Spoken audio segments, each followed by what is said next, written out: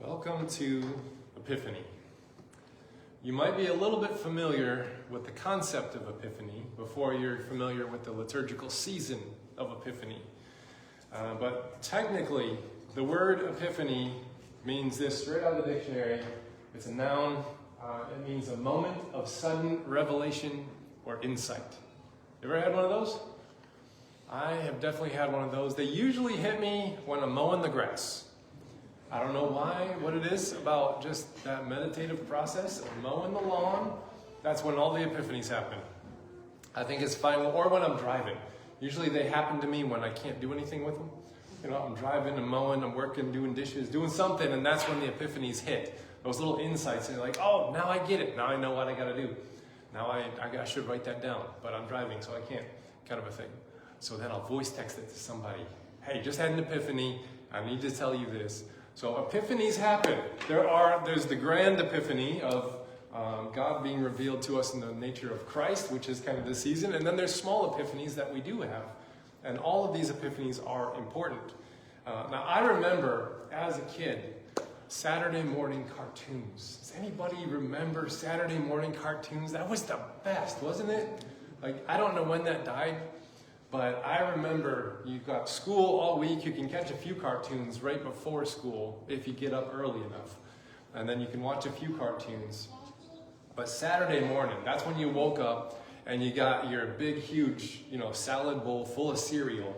And then you sat down and you watched cartoons. And I remember one of my favorites was the Looney Tunes. I loved watching the Looney Tunes. And there was always that moment when they're thinking of a plan, like, how do I drop this piano on my enemy and crush them to oblivion, right? They're thinking of the plan, and then all of a sudden they're like, I got an idea. And then what forms above their head? You remember? The light bulb. The light bulb goes on. They're like, bing, oh, I got an idea. Now I know how to drop the piano on my enemy. And then they put together this elaborate trap, and it never really worked. Obviously, it never really worked. But that light bulb, the light, is always a symbol of Epiphany. And it's the season of light, which is why we still have a Christmas tree of lights, and we have these trees of lights here. There's all the lights are still out. So if you still got your Christmas tree out, like me, you just take the Christmas decorations off, and you got an Epiphany tree. You're good to go. You got another 6 weeks. You don't even got to touch that thing. It can be on, because Epiphany is the season of light. It's the season of revelation. It's the season of aha.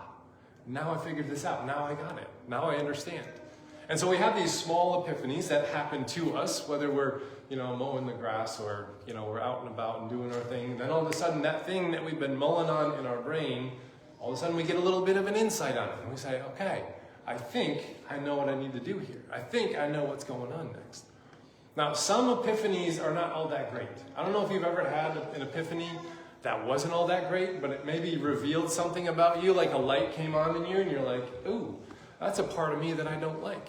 I didn't see that part of me, but now I do, and I kind of don't like it. But that's an important epiphany to have. I found this cartoon that really captured it. It's right here. It says, I think I just had an epiphany. How do I make it go away? If you've ever been in that situation where you had that epiphany that comes and you're like, ooh, I just got some light and revealed some part of me, or maybe some part of family history, or some part, and it's not so good. I don't like this epiphany. I don't like that revelation, but it is true. So when the light shines in dark spots, you get to see what's there. Good, bad, successes, failures, all that kind of stuff. Epiphanies happen, but they're so important. Because epiphanies keep our faith fresh. They keep our faith, our life, they keep it fresh. I don't know if you've ever went fossil hunting. Has anyone ever gone fossil hunting? Isn't it fun? Fossils are cool because they show you what living things used to look like. You can go and find some dinosaur fossils or some, little sea life fossils and stuff. And all of a sudden you see, like, oh, that used to be a fish, right? Fossilized things show us what dead things used to look like when they were alive. Now that's really cool in archaeology. It's really bad in our faith. If our faith becomes a fossilized architect of like something that used to be, something in the past, like the last epiphany that you had about yourself or God or the world, or any last aha moment was like back 30 years ago, what happens is we stay in that 30-year realm and we haven't grown beyond it, and it kind of becomes a fossil of what used to be alive and moving and active. So that's why the season of Epiphany is so important, because we have to honor the seasons of revelation. We have to give space for God to come and reveal something new, to do something new, and to act in new ways, and then cause us to have a different response to our life. If our life stays the exact same thing as it was, as it always has been, it kind of gets boring.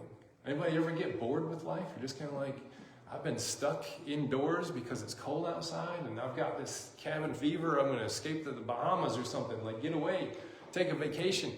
Like that, those feelings of boredom, they can actually stretch into our faith. And if we haven't really experienced a growth moment or an aha moment of, oh, now I understand how God is working in this moment right now in my life and what I'm called to do here. And it just is a fossilized thing of, this is how God moved that one time way back in the day, and now I've fossilized it, and it is now in the museum of my heart, and it's never again can change, and never again. Epiphanies help us stay alive. They help us stay fresh. They help us stay active, engaged, and growing and learning. And that is something that's really important to the faith, because if you think you've arrived, you haven't arrived. You don't get there in this life. You don't arrive. We're constantly moving. Are you a noun or are you a verb? That's one of the questions I've been asking. I think we're verbs before we're nouns, because we're always moving and acting, and there's stuff like, and I think God is a verb as well. I think God is a verb. He's a noun as well, but God is a verb that is an active presence in our life. And so this Epiphany season, it treats us as verbs instead of nouns that are was defined way long ago, and nothing has changed since then, but we're verbs. And God is a verb, and there's so much action, and there's so much revelation, and there's so much things that God is inviting us into to do as a community, as individuals, in our lives, in our communities, everything. Like, God is this verb force in the world and your life, and so are you. And having this season of Epiphany on repeat on the church year, come January 6th, every year is Epiphany, the start of Epiphany. We get to remember, it's like, okay, God is alive and active in our lives. I am alive and active in this world. And those two forces have an impact on how we live and move and have this being in the world. If it ever becomes this fossilized version of things that used to happen, then we need another Epiphany. And that's why we have the season of Epiphany, to keep this fresh in our lives. Now, the wise men finally made it. We have been moving the wise men all around the stage ever since we got them out for Advent. They've been searching. They've been looking for baby Jesus. They have arrived here at our nativity. And you know that there's not 3 wise men? You ever notice that? In the scriptures, it doesn't say there are 3 wise men. It says the wise men gave 3 gifts. And so we just kind of assume that there's only 3 of them. That's a little fun fact. But this season kind of centers around these wise men showing up and saying, oh, where's this newborn king? What's really interesting about the story of the wise men is that they are these pagan astrologers from the East that they've come to announce to all the religious insiders that the Messiah they've been waiting for has finally arrived. It's the weirdest story in the whole Bible. These are like pagan astrologers. Like, how would you feel if someone came in and they're like, they open up a book. They come into the church, they open up a book, and they're like, what is your sign? I'm going to tell you your future. You'd be like, whoa, this is a little weird, man. This is church. We don't do astrology here in this place. These guys are doing that. They are the ones who study the stars. They're the ones who are like defining the times. They're wise men from the East. These are not religious insiders of the Bible story. It's really interesting that it's a story captured in the book of Matthew, which is written to a Hebrew audience. And so these like pagan astrologers have been waiting for this king. They saw this star arrive, and somehow they got information that said, you know what? There's been a king that was born. It's a very important king. We better travel to the place. And they end up following this star. They show up to King Herod, who is the king of the Hebrew people of this region. And they're just like, hey, where's this new king that was born? We saw the star. He's like, wait, what? What's going on here? So it's really interesting. And then Herod, like all the people of Jerusalem, learn about this, and it says that they are troubled in their hearts. Like they are worried, they are anxious. They're like, what do you mean? We have a different king than the ones who's already sitting there. Like this is really throwing some stuff off. We have a fossilized faith of how we're doing, and this epiphany has happened, and I don't like what it's telling me. It's telling me that things are about to be a little bit disruptive, and I don't really like that. So this news that comes to Herod, these people are religious outsiders. They're not part of the Hebrew faith, the Hebrew community. They're from the East. And if you know the Bible, the Old Testament, anything that is from the East is never a good sign. Because ever since the garden, people have been moving east, away from God. Anything from the East is symbolic of that's far away from God. And Adam and Eve, they are exiled and they travel east. Everyone's going east in the Bible. So if you look at passages in Old Testament history, there's a common narrative that's repeated. Whenever someone's moving east, they're moving away from God. And here, these astrologers are from the east, and they are traveling back to the insiders and telling them that God has actually spoken and done some things, and I thought you guys would know about this. I thought, this is your Messiah. This is your king. Where is he? Where is he at? Where is he at? Nobody knows. Nobody knows, and they're just like, we don't know what you're talking about. So Epiphany is this humbling story.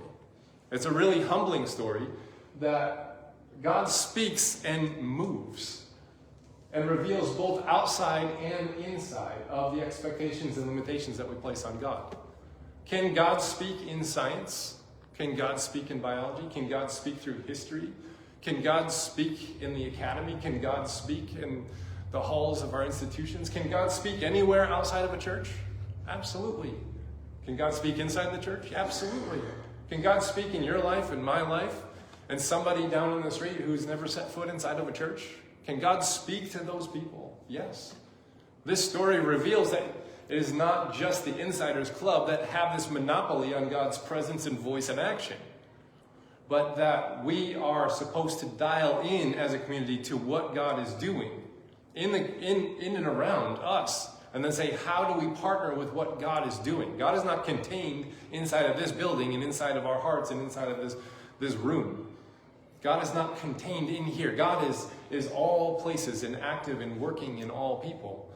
And it is our job as Christian communities to show up every now and then and to see what God is doing in people's lives, and then to see what is my responsibility to partner with what's going on. That's why we do so much stuff out in the community, for the community, not just inviting people to a Sunday morning service, but we head out into the community. We partner with the business association. We try to, we partner with the other churches in the area to maintain a benevolent fund. We're doing these things because we know that God is not contained inside the walls of this building or even our faith system. But God is much bigger and expansive than that. And it is our job to go out and just look for what is God up to in this, and then to dial in and say, what can we do? It's very humbling to know that we are not the arbiters of the capital T truth, that we have to go and dispense it to the people who don't have any.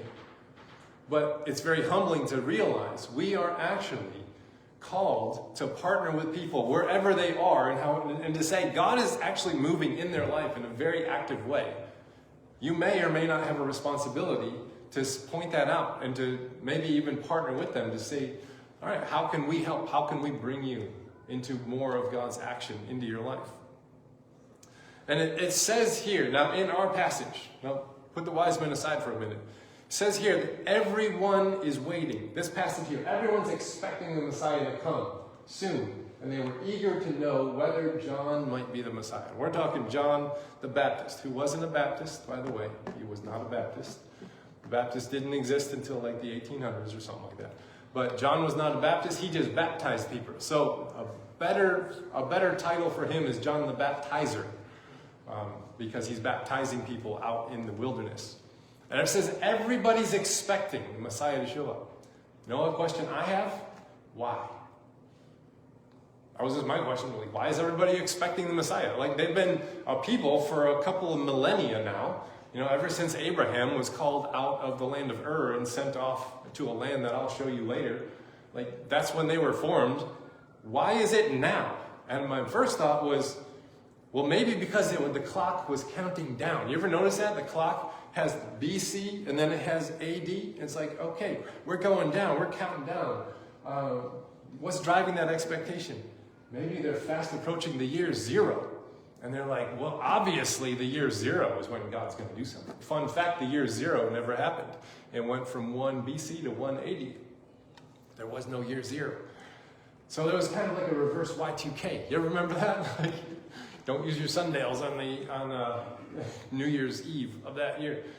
It wasn't actually that, because the AD BC system didn't even happen until this guy here came up with it in AD 525. He was this monk named Dionysius, I can't pronounce his last name, from that place there. And he's the one who introduced the AD system, as opposed to in the 18th year of the reign of King so-and-so. That's how they used to keep track of things. And he's like, no, let's just center everything on Jesus. We have before Jesus and we have after Jesus. Now in the academy they have common era and before common era, kind of a thing. So if it's not the countdown to 0 that's driving their expectation, because that wasn't even come up with until 525 AD, what's driving the expectation? Why do they know, they have this feeling that the Messiah is about to show up? Because they have not just a time, countdown, clock expectation, they have a seasonal expectation. They know that it's about time for God to show up and lend some help. God's already done this in the person of Moses. Showed up, led them out of Egypt against the abuse of Pharaoh and that whole armies and the Red Sea and all that kind of stuff. They're waiting for that person to show up again. But someone greater than Moses. They're waiting for that person. And they thought that person showed up already. They thought it was this guy named Judas Maccabeus. Here's a picture of him right there. Actual photograph taken. No, that's actually an action figure that you can buy if you're into that kind of thing. They had a seasonal expectation. It's about time for God to show up. And this guy, Judas Maccabeus, he showed up about 100 years prior, and his name actually means the hammer of God. He was just a total bad dude, man. This guy has sword, he has shield, and he organized the people who were under the oppressive force of the Greeks in guerrilla warfare. This small little tribe of people beat out the entire Greek army, drove them out of the region. And they're like, you can't have our land anymore. And they started to own their own land. Again, they were a people that weren't dominated by another culture. They actually were independent again. But then they became abusive kings of their own people. And by the time Rome showed up, they're like, please save us from Judas and his family. This guy is a hammer, for sure. And so the very thing that saved them was the very thing that ended up abusing them. And they desired deliverance from it. And so that happened. So they had this expectation that it's about time, because now the Roman government empire is now an oppressive force upon the people. And they're causing them to compromise their faith in ways that they're not comfortable with. Well, you got to pay tribute to this Roman Caesar, who's also a god, which is then a form of worship, which also means that we can't touch his money because that's a form of idolatry. It's an image of a pagan god. So we can't do all this stuff. And there was all this tension between Jewish and Roman culture that it was just overwhelming to them. They were also dirt poor and overtaxed. They were taxed somewhere between 50 and 75% of whatever they were able to make. They had to give it away, plus whatever was extorted out of them by the tax collectors. It was a horrible time to be alive in this. It was very hard. And so they expect God to show up because things are so hard and they're so bad. But they are expecting God to show up like this guy, Judas Maccabeus.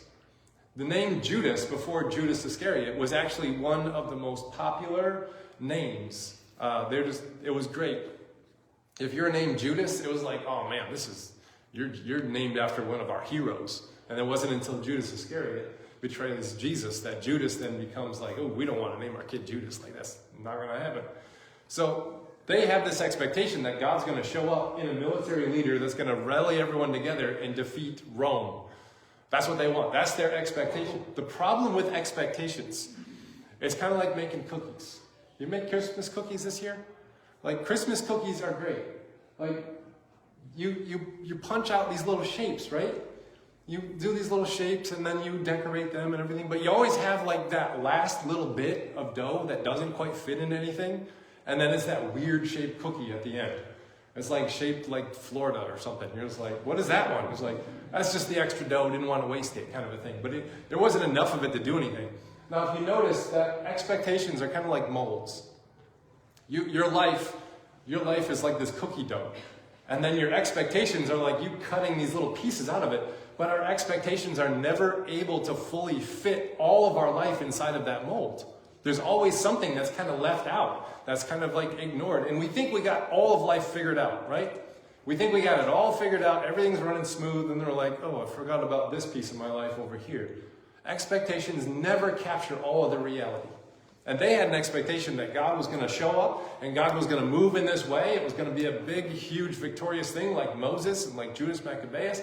And we're going to like rally all the troops and get everyone out of Rome or everyone out of Jerusalem, and Rome's going to go home, and we'll be like the dominant military force of the whole world. It's going to be great. That's their expectation. So they cookie cut that out of their whole life and culture, and there's all this stuff on the outside that's left over that doesn't quite fit into that mold. And that's why they missed when Jesus showed up. Because when Jesus showed up, they're like, oh, he's the guy. He's the one. He's like the one that's going to like show up and like rally us together, and we'll be a big army and it'll be great. And Jesus says, I'm actually not going to do that. There's all of this other life around here that cookie cutter, it doesn't fit inside of that thing. And I have this whole world mentality. I have this whole like, all peoples, all nations, all tribes, all tongues mindset to me that I am being aware of, that y'all aren't even aware of that. So these expectations they're helpful sometimes because they can guide us and aim us. But if we expect life to fit inside of every expectation mold we ever cut out, there's going to be so much that is just left behind that we're going to have to go and pick up the pieces of and try and figure out how does this fit in with my life. So it's good to let expectations guide us, but expectations precede epiphanies, and epiphanies change and challenge the previous expectations. There is like this play that goes, like I expected things to go this way. It didn't go that way. And now I know life is bigger than what I thought it was. Okay, I have an epiphany that was guided by an expectation. And that expectation didn't wrap up all of my life. But it led me to this epiphany about how it's bigger than that. So expectations have a role to play, but it's never going to fit all of your life inside of it. You have to allow the epiphanies of life to expand beyond your expectations. You have to live outside of your expectations as well and allow God to expand what you thought God was about, what God was going to do. Because when you try to cram life into the mold of expectation, it can be hard to fit all of what actually is inside the mold of how we pictured things to be. And so epiphanies help us live outside of that. Live outside of that and expand beyond it. And John himself needs this. He has an expectation. You notice his language? He's like, oh man, you better repent, you brood of vipers, because God's coming with fire and wind, and it's going to be this judgment baptism, and if you're not on board, he's going to like unquenchable fire and all this other stuff. That was his expectation. And that had to be adjusted. Now, it's kind of like, if we don't understand John's language here, we can really like just adopt it as like God is like this violent person. It's like, hey, if you don't have all the right information about me by the time you die, you're going to the bad place. Sorry about that, but that's just the way it is. Like, this isn't how God is. What is John saying? I want to give you a test. There's no place like home. What's that from? Anybody? Wizard of Oz. We know that. We hear the words, there's no place like home, and we're like, oh, I remember that scene. I remember that movie. I remember those characters. Okay. I'm going to make him an offer he can't refuse. Anybody? Godfather, right? We know that because we know the quote. We know the scene, we know the movie, we know the characters. We're like, oh yeah, I know that one. All right, there's a little tougher one for you younger folk. Here, looking at you, kid. That was Humphrey Bogart. Movie? Casablanca. Humphrey Bogart is my second favorite actor of all time, next to Jimmy Stewart. So yeah, we know this. We know the movie, we know the scene, we're all that. Okay, how about this one? You can't handle the truth. We know that one. Oh, there he is. He's screaming his head off. Jack Nicholson, Few Good Men, right? It's like we hear the phrase, we bring to mind the scene, the character, the movie, all of it comes into our brain. All right, I am Groot. A couple movies probably come to mind, like the Guardians of the Galaxy movies that come to mind. And Groot, that's the big Groot before he gets to little Groot. Okay, one last one. And we'll see if you like this. All right. He is ready to separate the chaff from the wheat with his winning fork. Then he will clean up the threshing area, gather the wheat into his barn, but burning the chaff with never-ending fire. All right, who said that? John the Baptist, but who's he quoting? Exactly.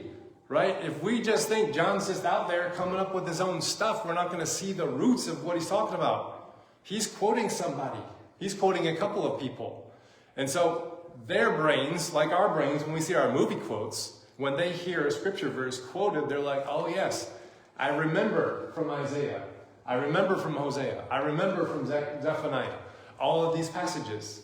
So John is actually taking all of these symbols, imageries, all this stuff from the Old Testament, bringing it forward, putting it into one mashup of a scripture, and then like quoting it at them. But they're supposed to remember all the characters and the context and the book it's coming from and what was said and why it was said and who it was said. And we don't hear any of that stuff if we're not all the time in Hosea, Isaiah, and Zephaniah, which I'm guessing not many of us are in those books all the time, right? Because they're like Old Testament ones that we don't read all the time. So he's quoting somebody. It's bringing a context into their minds that's not doing for us. Our context is like this American fundamentalist hellfire brimstone context. But that's not their context. That theology didn't exist until hundreds of years later. That came up hundreds of years later. They don't have that theology. So what is their thought? What is in their brain? They're going back to the prophets saying if we don't live the way that God has asked us to live, which is to create a just society for all of us to live in, then this other country over there called Babylon is going to come in and wipe us out. And guess what? It happened. And it was like fire that was unquenchable. They burned the place to the ground. And so they have these judgment things. And so John's showing up and he's saying, look at all this unjust ways. So he's asking them to repent. He's like, well, if you have more food than you need, then give some away. If you have another coat that you don't need, then give it away. If you have this, stop extorting people. Don't do this. He's like, that's his idea of repentance, is there are people that don't have stuff, and then there's people who have extra stuff. And we need to disperse that stuff over to those people over there. That's a just society. That's his version of repentance in his brain. And so he's saying, we're not doing that. And so Rome's going to come down and crush us just like Babylon came down and crushed them. It's very context appropriate, right within their own world. It's not talking about when we die and all that kind of stuff. So he uses this image right here of this winnowing fork and like grain. And we have some farmers in the house that probably don't do it this way anymore. But you chop down the wheat, and like we have machinery that separates everything. They didn't have the machinery. And so they had to get out on a windy day, and they would just take the fork, they'd toss it in the air. And all of the light stuff, the chaff and all that, so just kind of blow away in the wind, and then all the wheat will come back down. And they would just keep flinging it in the air, and the wind would carry everything and like land it in a pile, and then they just burn it and walk away, and then they have all this good wheat over here. That's the image that they have of this, that John's saying, winnowing fork and judgment and fire and all this other stuff. So there's wind and fire and judgment that happens. It's really interesting. Is it judgment or is it Pentecost? Because Luke, if you know, Luke wrote the book of Acts. And the fire and the wind that does show up is not a big judgment where everyone's burned up. It's more like Moses has that burning bush encounter, like this fire is not going out, but it's also not consuming the bush that is on fire with. And so the fire descends upon the apostles at Pentecost, which we'll celebrate in June. And it doesn't go out. It's unquenchable. You can't quench the Spirit of God that has come upon the people. So the judgment that John first saw in his brain, fire and wind and all that stuff, was not exactly what God was thinking and how John was thinking about it. God was thinking about Pentecost and about, because this line of good and evil is not about us versus them, right? We really know us versus them, especially when the Lions are doing so well. We know we're like Lions fans, and then there's all the other people out there. if you involve that religiously, it becomes a problem. If we have an us versus them, righteous versus unrighteous, believers and unbelievers, Christians and non-Christians, conservative versus liberal, like we make all these distinctions, right? Holy people versus pineapple and pizza people. Like, we know that there's these distinctions between, oh, I just offended, sorry. We know that there's these distinctions, right? Like us, and then there's those people out there. God didn't make those distinctions. And the judgment was not like we're going to gather all the good people over here and all the bad people go over here to burn. What ended up happening was we saw that the line of good and evil passed through every single human heart. And that part of us that is not quite human enough to become like God needs to be burned up, needs to be burned away. That's God's Spirit comes and descends on us. And the whole Pentecost thing is this unquenchable fire that comes with wind and descends upon the apostles. And then they develop into the kind of people that become more inclusive of their faith. Because if you notice, they're like, well, we're the people who are great. We're the people who are awesome because we've got the Spirit. And they're like, wait, the Samaritans got the Spirit. How'd that happen? They're only half Jewish. They can't have it. But God was like, no, they got their own Pentecost too. And then all of a sudden, this like Roman soldier, like Cornelius, then he's filled with the Spirit at his own Pentecost. And God's like, yeah, I'm including the Gentiles too. All the non-Jews, not just half Jews and Jews, but everybody, the entire world, all tribes, nations, tongues, everybody. And so John's expectation was very culture-driven. There's the good, there's the bad. And then Jesus shows up and he's like, that line runs through every single human heart. And the judgment that comes is that fire that comes to burn away the parts of us that are not quite human enough to become like God. And that's the Pentecost moment that's coming. So Jesus then comes and is baptized by John.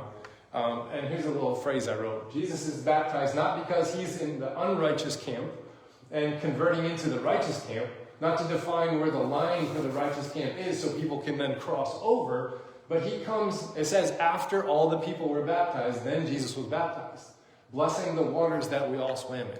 Now this is really interesting, because if you look at theologically what's happening here, Christ has made the waters of human experience holy. That's what's happening in the baptism of Jesus. And he comes and blesses the water of human experience that we all swim in. And yes, we need this fire that comes and helps purify out the things of us that are not quite human enough to become like God. But that is not this judgment, fire, wrath, raw kind of a moment. Sometimes it does hurt to get rid of those parts of us that aren't quite like God. But we become better people because of it. And that line of righteous and unrighteous runs right through our heart. And epiphany is when the lights come on inside of us and we're like, oh, now I see the part of me that needs to change. Now I see the part of me, I've been doing it this way, I need to do it this way. I've had this value, I need to do this value. And so our eyes need to be opened, our ears need to be opened, and we need to be able to see what God is up to in our own life, and then allow God to do that. And that's what happens in Epiphany, is God is revealed, the nature of God is revealed, that he is the Son of God. Jesus is the Son of God, and is opening up God's salvation to all peoples, all humans, and baptizing the water of all human experience. And now every single human soul is now called and welcomed back to God. This is an amazing thing. And Epiphany is what part of you needs to return to God this week, today, next week, all year.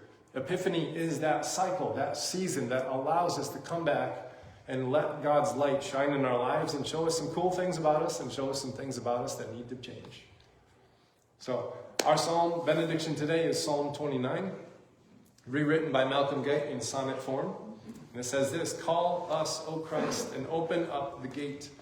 Call us to worship with your mighty voice, the voice that sings through rivers in full spate, the voice in which the forests all rejoice, the voice that rolls through the thunderclouds and calls the deep seas and steep waves, the quiet voice that stirs our sleeping conscience and recalls us to the love we once abandoned, leads us through the parting mists of doubt, or falls upon us like a revelation, pleads with us upon the poor's behalf, blazes in glory from each burning bush, and bleeds out from compassion's wounds, the voice that raises our drooping spirits till we dance for joy and gives us, too, a voice to sing his praises. Amen.